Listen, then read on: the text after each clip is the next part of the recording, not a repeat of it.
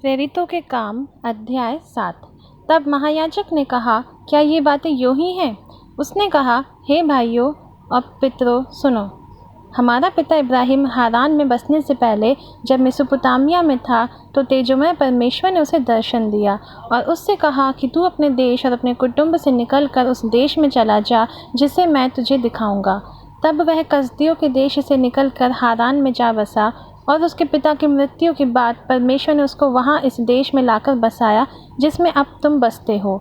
और उसको कुछ मिरास वरन पैर रखने भर की भी उसने जगह ना दी, परंतु प्रतिज्ञा की कि मैं यह देश तेरे और तेरे बाद तेरे वंश के हाथ कर दूंगा। यद्यपि उस समय उसके कोई पुत्र भी ना था। और परमेश्वर ने यों कहा कि तेरी संतान के लोग पराए देश में परदेशी होंगे और वे उन्हें दास बनाएंगे और 400 वर्ष तक दुख देंगे। फिर परमेश्वर ने कहा, जिस जाति के वे दास होंगे उसको मैं दंड दूंगा और इसके बाद वे निकल कर इसी जगह मेरी सेवा करेंगे। और उसने उससे खतने की वाचा बांधी और इसी दशा में इसहाक उससे उत्पन्न हुआ और 8वें दिन उसका खतना किया गया और इसहाक से याकूब और याकूब से 12 कुलपति उत्पन्न हुए। और कुलपतियों ने यूसुफ से डाह करके उसे मिस्र देश जाने वालों के हाथ बेचा, परंतु परमेश्वर उसके साथ था और उसे उसके सब क्लेशों से छुड़ाकर मिस्र के राजा फिरौन के आगे अनुग्रह और बुद्धि दी और उसने उसे मिस्र पर और अपने सारे घराने पर हाकिम ठहराया। तब मिस्र और कनान के सारे देश में अकाल पड़ा जिससे भारी क्लेश हुआ और हमारे बाप दादों को अन्न नहीं मिलता था। परंतु याकूब ने यह सुनकर कि मिस्र में अनाज है हमारे बाप दादों को पहली बार भेजा।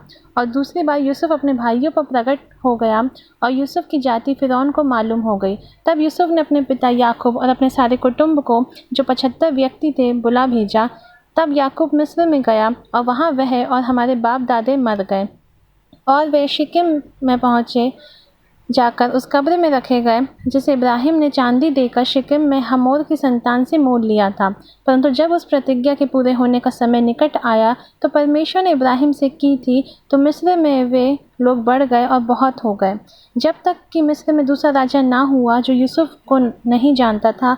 उसने हमारी जाति से चतुराई करके हमारे बाप दादों के साथ यहाँ तक खूब व्यवहार किया कि उन्हें अपने बालकों को फेंकना पड़ा कि वे जीवित ना रहें।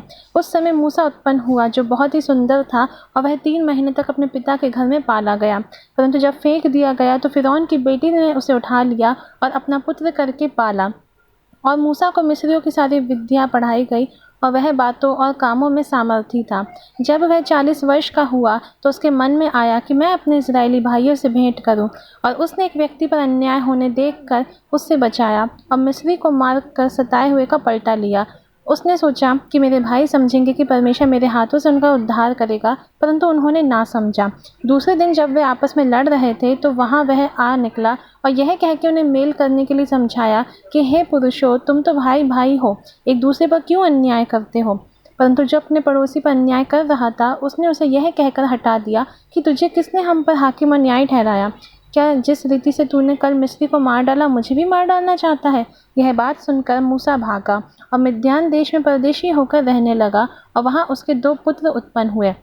जब पूरे 40 वर्ष बीत गए तो एक स्वर्गदूत ने सीने पहाड़ के जंगल में उसे जलती हुई झाड़ी की ज्वाला में दर्शन दिया।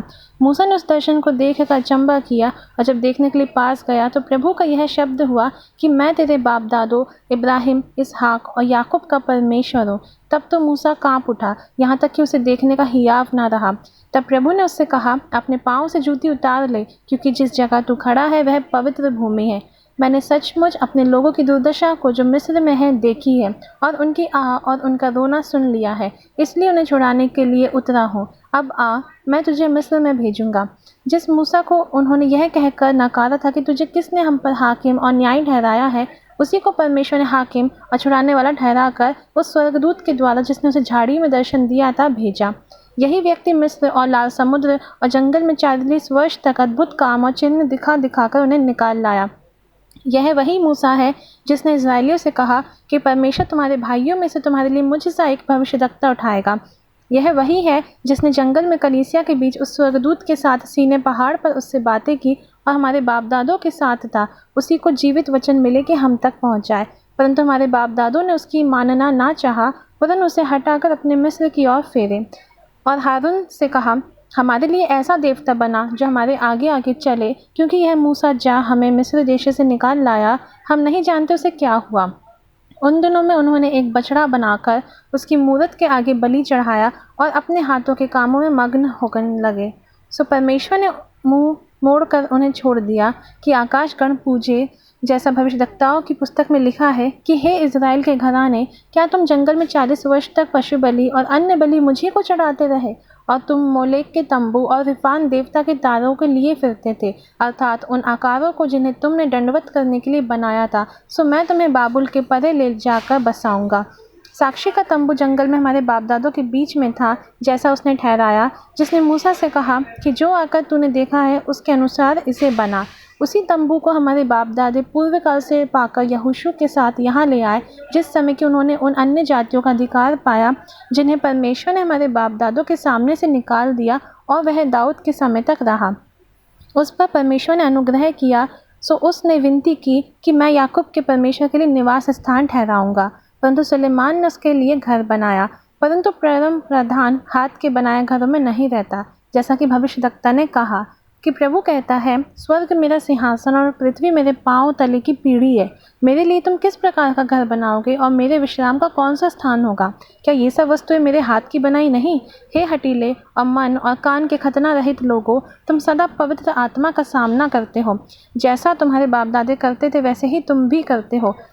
भविष्यद्वक्ताओं में से किसको तुम्हारे बाप दादों ने नहीं सताया, और उन्होंने उस धर्मी के आगमन का पूर्वकाल से संदेश देने वालों को मार डाला, और अब तुम भी उसके पकड़वाने वाले और मार डालने वाले हुए।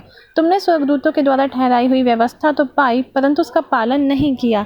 ये बातें सुनकर वे जल गए और उस पर दांत पीसने लगे। परंतु उसने पवित्र आत्मा से परिपूर्ण होकर स्वर्ग की ओर देखा और परमेश्वर की महिमा को और यीशु को परमेश्वर की दाहिनी ओर खड़ा देखा। कहा, देखो, मैं स्वर्ग को खुला हुआ और मनुष्य के पुत्र को परमेश्वर के दाहिनी ओर खड़ा हुआ देखता हूँ। तब उन्होंने बड़े शब्द से चिल्लाकर कान बंद कर लिए और एक चित होकर उस पर झपटे और उसे नगर के बाहर निकालकर पत्थरवाह करने लगे, और गवाहों ने अपने कपड़े उतार रखे और वे स्तिफनुस को पत्थरवाह करते रहे, और वह यह कहकर प्रार्थना करता रहा कि हे प्रभु यीशु, मेरी आत्मा को ग्रहण कर। फिर घुटने टेक कर ऊंचे शब्द से पुकारा, हे प्रभु, यह पाप उन पर मत लगा, और यह कहकर सो गया, और शाऊल उसके वध में सहमत था।